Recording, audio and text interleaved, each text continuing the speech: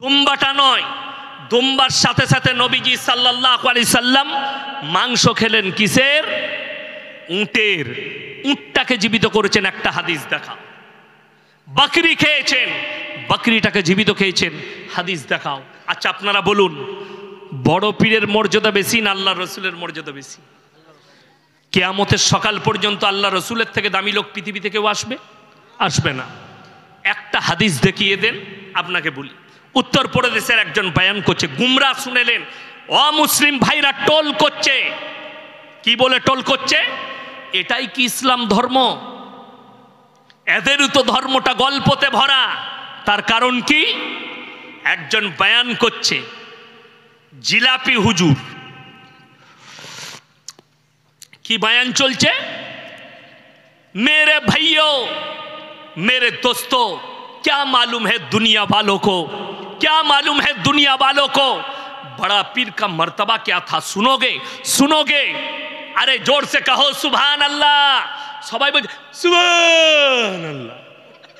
কি বলে? যে বলছে সেও জানে না। কি বললেন? ওই জন্য তো কিছুদিন আগে, 2 সপ্তাহ আগে, আমি সেই দিনের ডালখোলার কাছে ছিলাম।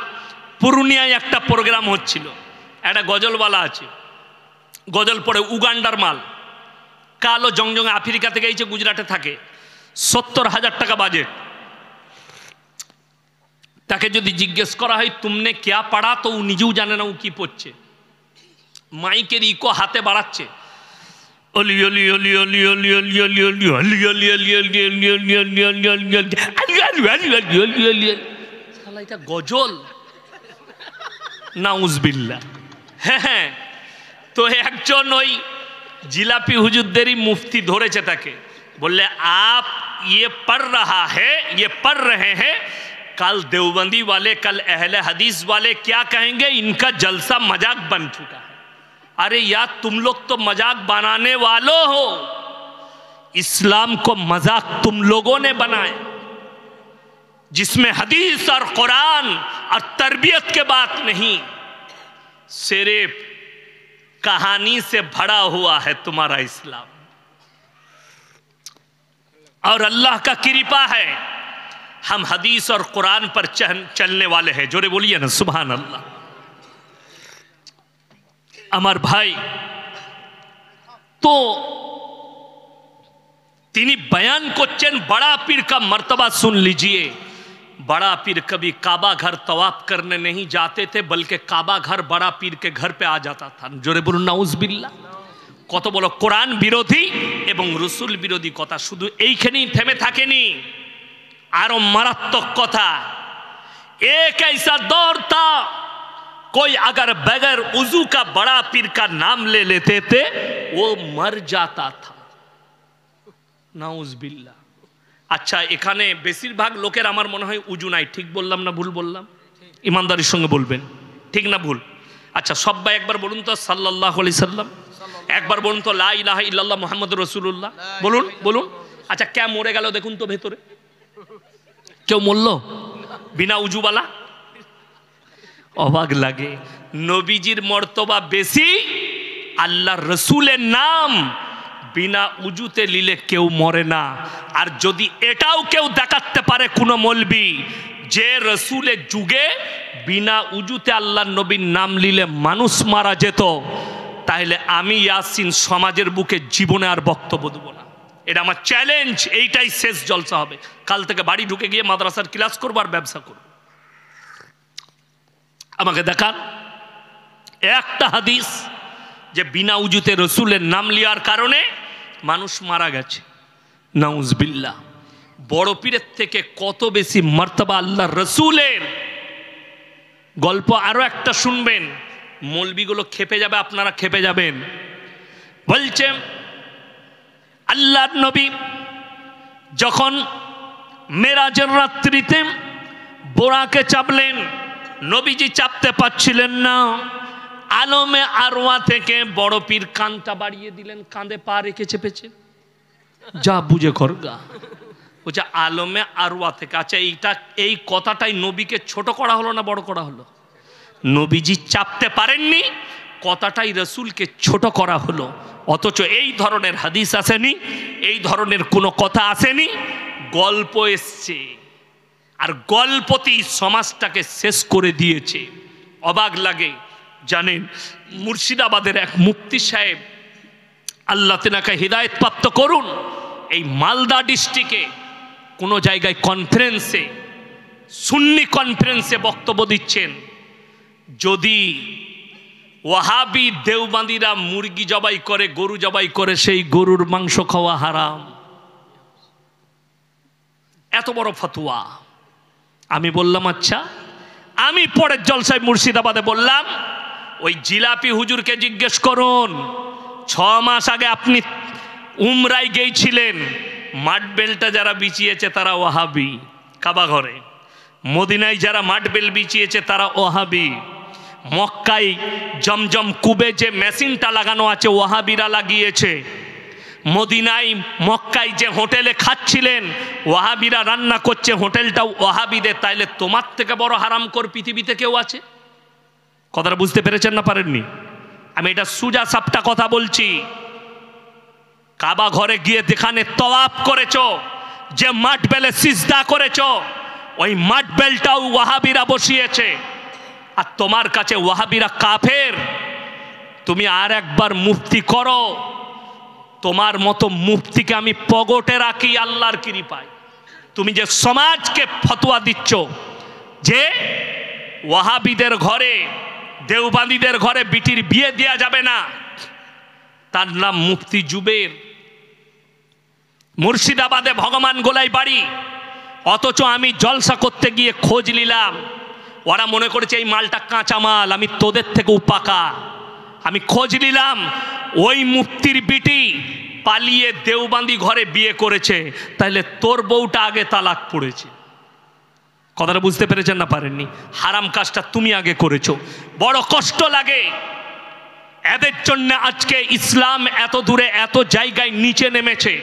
এদের কাছ থেকে সমাজের বাঁচা দরকার। এরা ঐক্যকে নষ্ট করছে, ভারতের সমাজের ঐক্যকে নষ্ট করছে।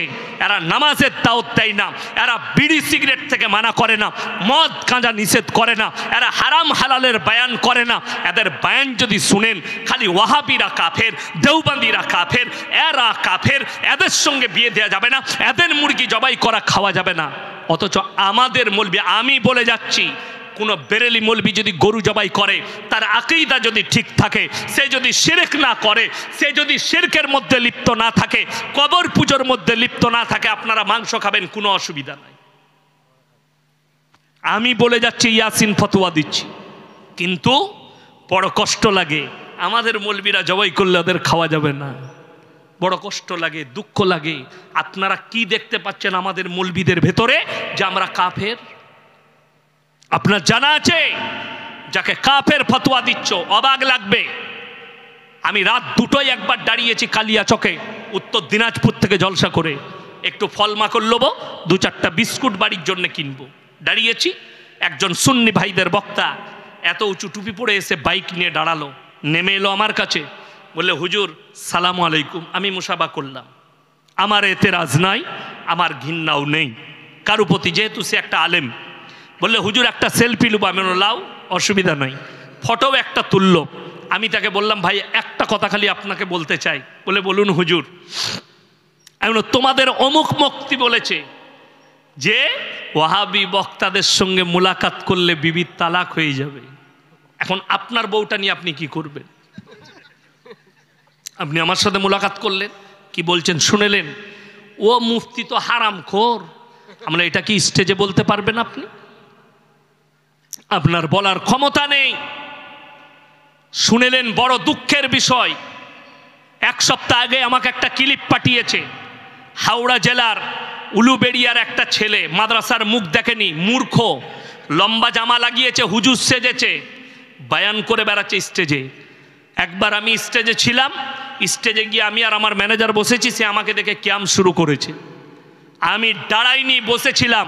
তার বাপেরও হিম্মত নাই, ইয়াসিনের সামনে ভিড়ি। দূরে গিয়ে তারপরে কুত্তার মতো চিল্লাতে লেগেছে। তাদের একজন হুজুর বললে, আমি যদি স্টেজে থাকতাম ইয়াসিনকে লাথি মেরে ফেলিয়ে দিতাম।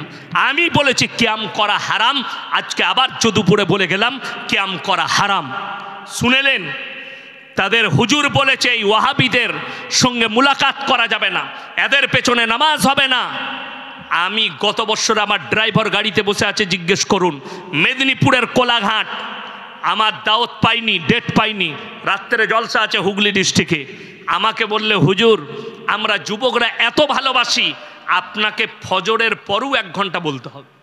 আমি সেখানে রমজান মাসে মাদ্রাসার আদায়ে যাই, আমার এক বন্ধু আছে মেদিনীপুরে, তার মসজিদে। সে বললে, হুজুর আমার শ্বশুর ঘর, আপনাকে আসতেই হবে। আমি যাব, গিয়ে আরাম করলাম। ফজরের সময় আমাকে উঠালো, আজান হচ্ছে। আমি উজু করে গিয়ে সুন্নত পরে আমি বসে গেলাম মসজিদে, একবারই ইমামের পেছনে বসলাম। ইমাম সাহেব এসে আমাকে বললে, হজরত নামাজ আপ পড়া দিজিয়ে। আমি দাঁড়িয়ে গেলাম, আমি ইমামতি করছি, আমার পেছনে ওই হুজুর নামাজ পড়ল। আমি স্টেজে চেপে বললাম, সাধারণ মানুষকে ফতোয়া দিচ্ছে এদের পেছনে নামাজ হবে না, অথচ সেই হুজুর আমার পেছনে নামাজ পড়ে গেল। এরা সাধারণ মানুষকে, এদের অবস্থা নেতাদের মতো। শুনেলেন, মৌলবীদিকে যেদিকে দেখছেন ঝগড়া করতে, গালি দিতে, মন্ত্রী এমএলএ এমপিরা যারা ইউটিউবে নিজের নিজের স্টেজে গালি দিচ্ছে, এরা অ্যাসেম্বলিতে গিয়ে এক টেবিলে বসে চা খায়, এক টেবিলে বসে খানা খায়। এই মৌলবী কটার অবস্থাও তাই, এরা আমাদের সামনে দেখা হলে এক হয়ে যায়, আর পেছনে গিয়ে কওমের মানুষকে আলাদা ফতোয়া দেয়। ওই জন্য খুব সাবধান, নিজেদের ইমানকে পুক্তা করুন। আল্লাহকে সবাই আজ থেকে ভয় করব, জোরে বলুন ইনশাল্লাহ। আল্লাহর প্রতি ভয় রাখুন, ইমানকে মজবুতি করুন। এই রকম খপ্পরে পড়বেন না। 100টা মৌলবি ধরা পড়বে আমার মতো, 100টা হুজুর ধরা পড়বে, সমাজকে ধোঁকা প্রতারণা প্রবঞ্চনা করেছো। কিয়ামতের দিনে দেখতে পাবেন আপনারা দাঁড়িয়ে, কতগুলো মৌলবি খালি ধরা পড়ছে, কতগুলো হুজুর ধরা পড়েছে, তাদেরকে সাইডে রাখা হয়েছে। আল্লাহ রসুলের হাদিস, আখরি জামানায় এক শ্রেণীর উলামা তৈরি হবে, আলেম হবে, তারা মানুষের কাছে ইসলামকে বিকৃত করে পেশ করবে, মানুষকে বদদিনের রাস্তায় নিয়ে যাবে, আর তারাই হবে জাহান্নামের প্রথম খোরাক। এটা মাথায় রাখবেন। আজকে বড় কষ্ট লাগে, আমি যদি এখনই ফতোয়া দেখাই এদের মাথা ঘুরে যাবে। ফতোয়ায়ে রিজবিয়া খণ্ড নম্বর 24, সেখানে আহমদ রাজা বেরেলভি ফতোয়া লিখেছে, মেয়েদের মাজারে যাওয়া তো দূরের কথা, নিয়ত করাটাও হারাম। ফতোয়ায়ে রিজবিয়া আছে খণ্ড নম্বর 24, পৃষ্ঠা নম্বর 497। অথচ মাজারে যায় কারা? মেয়েরা। কাদের? আমাদের ঘরের মেয়েরা নয়, তোমাদের ঘরের মেয়েরা যায়। কেন? কিছু পাবার আশায়। যারা ফুরফুরার ভক্ত আছেন, দাদা হুজুরের একবার ওসিয়তনামাটা পড়বেন ফুরফুরার মাটিতে গিয়ে। আমি গত পরশু হাওড়ায় ছিলাম, হাওড়াতে বলে এসছি বুক ফুলিয়ে যে ভাই, যারা ফুরফুরার ভক্ত আছেন ওসিয়তনামাটা গিয়ে পড়ুন। দাদা হুজুর তার ওসিয়তনামায় লিখে রেখেছে মেয়েদের মাজারে যাওয়া হারাম, অথচ এরা নিজেদের বৌদিকে নিয়ে আজমিরে যাচ্ছে, এরা এদের বৌদিকে নিয়ে পাথরচাবড়িতে যাচ্ছে কিছু পাবার আশায়। আরে বড় কষ্ট লাগে, দুঃখ লাগে।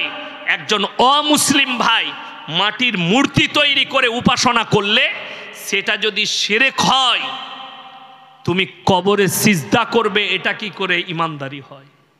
তুমি গাছের গোড়ায় ঘোড়া রেখে আগরবাতি মোমবাতি দিয়ে মাটির ঘোড়া রেখে সিজদা করো, এটা কি করে ইসলাম হতে পারে? যদি এটা ইসলাম মনে হয়, তুমি কোরআনের অস্বীকারী। 17 পারা শেষ পৃষ্ঠা শেষ রুকুতে আছে, ইয়া আইয়ুহান নাসু যুরিবা মাতালুন ফাসতামিউ লা ইন্নাল্লাযীনা তাদউনা মিন দুনিল্লাহি লা ইয়াখলুকু দুবাবান ওয়ালা বিসতামাউ লা। হে আমার নবী, বলে দাও তোমরা যাদের কাছে ভালো মন্দ চাইছো তাদেরকে জিজ্ঞেস করো, তারা একটা মাছি পর্যন্ত সৃষ্টি করতে পারে না। মাছি সৃষ্টি তো অনেক দূরের কথা, মাছি যদি তাদের কাছ থেকে কিছু ছিনিয়ে নিয়ে যায় সেটা উদ্ধার করার মতো ক্ষমতা নেই। তারা হচ্ছে শক্তিহীন, আর আমি আল্লাহ হচ্ছি শক্তিশালী। জোরে বলুন সুবহানাল্লাহ। অথচ তুমি আল্লাহ ব্যতীত অপরের কাছে চাইছো। আমার আব্বার বয়স কত বললাম? 80 বছর। এখন যদি খুব সূক্ষ্মভাবে বুঝাচ্ছি, আমার আব্বাজি যদি আমাকে বলে, বাবা ইয়াসিন আমি যদি মরে যাই না, আমার কবরটাই দামোদর নদীর মধ্যেখানে দিবি। আমাদের ওখানে দামোদর নদীটা গেছে, এই মধ্যেখানে কবর দিবি। আপনার কি মনে হয় আমার যদি ব্রেন ঠিক থাকে ওই মধ্যেখানে কবর দেবো পানির? কোনো সুস্থ মস্তিষ্কের মানুষ এই কথাটা আমল করবে? আমাকে ভাবতে হবে আমার আব্বাজি ভুল বকছে কেন। কোরআনে আছে মানুষ বয়স হয়ে গেলে খেয়ে বলে খাই নাই, শুয়ে বলে সই নাই, বাচ্চা ছেলের মতো হয়ে যায়। এটা কোরআন। এটা প্রত্যেকটা মানুষের বৃদ্ধকালে আসবে, নারী পুরুষের। চলুন, অবাক লাগে কোনো সুস্থ মস্তিষ্কের মানুষ পানির মধ্যেখানে তার বাপের কবর দিবে না। অবাক লাগে বোম্বেতে পানির মধ্যেখানে হাজি আলী বাবার কবর। কোন মূর্খর কোন পাগল দিলে? তার মানে ওইখানে হাজি আলী বাবার কবরই নাই, মাজারটা তৈরি করা হয়েছে বাজার চালাবার জন্য। ভারতে যদি 1 লাখ মাজার থাকে, 95,000 মাজারে মাল নেই, ফাঁকা। মক্কা থেকে এখানে হাজি সাহেব কে কে আছেন হাত তুলেন? হাজি সাহেব মাশাল্লাহ একজন, আর 2 জন, যাই হোক 3 জন। আচ্ছা, ওই হাজি সাহেব একটু তাজা মনে হচ্ছে, মাশাল্লাহ খুব সুন্দর লাগছে দেখতে।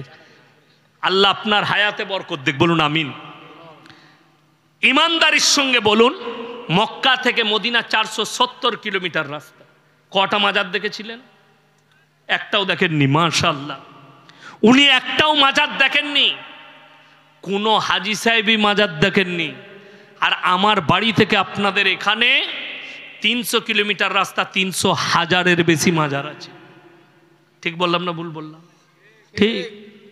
বড় কষ্টটা কোথায় জানেন?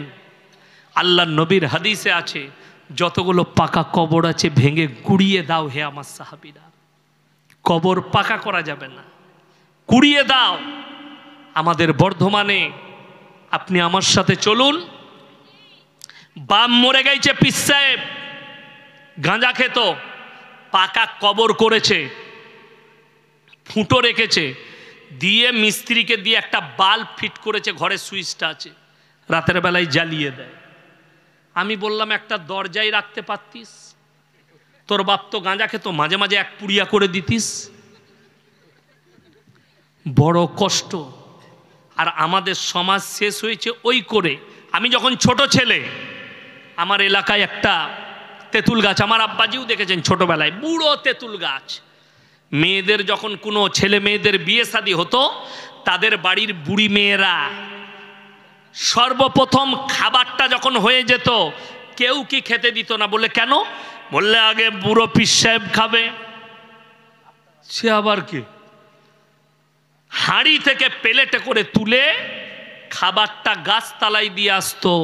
তেঁতুল গাছের তলায় কে খাবে গো? বলে বুড়ো পীর সাহেব খাবে। আল্লাহু আকবার, বুড়ো পীর খাবে? ওরা চলে যাচ্ছে খাবার দিয়ে, খাচ্ছে কে? কুকুরে। মানুষ মরে গেলে খায়? কথা বলে না? আপনাদের এখানে খাই নাকি? কবরস্থানে মানুষ মরে গেলে খাবার দিয়ে আসেন? মানুষ মরে যাওয়ার পরে সব ক্ষমতা আল্লাহ কি করেন? কেড়েলেন। বাস, কুকুরে খেয়ে চেটে পুটে চলে গেল। খালা এখন এসে দেখেছে প্লেটটা চেটে খেয়েছে, এখন পাড়ায় গিয়ে বলছে আমাদের বিয়েটা সাকসেসফুল হয়েছে, হুজুর একদম প্লেট চেটে খেয়েছে। শূন্যতা আদায় করে আমি বললাম হুজুর খাই না, দেখ ওই হুজুর খেয়েছে, তো ঘুরে বেড়াচ্ছে। ও চাইছে আবার যেন দুপুরবেলায় বিরিয়ানি দিয়ে যায়। নাউজবিল্লাহ। মানুষের আকীদা, মরে গেলে পীর সাহেব খায়। আমার ভাই, কষ্টটা ওই জায়গায়। গাড়ি দাঁড় করিয়ে চাঁদা তুলে ওরস করা হবে। মানুষের আকীদা সেখানে ওরস করলে কিছু পাওয়া যায়। আপনাদের জানা আছে যতগুলো হিন্দুস্তানে মাজার আছে এই মাজারগুলোতে গরুর মাংস চলে না। অনেকে জানেন না, এটা ঠিক বললাম না ভুল বললাম?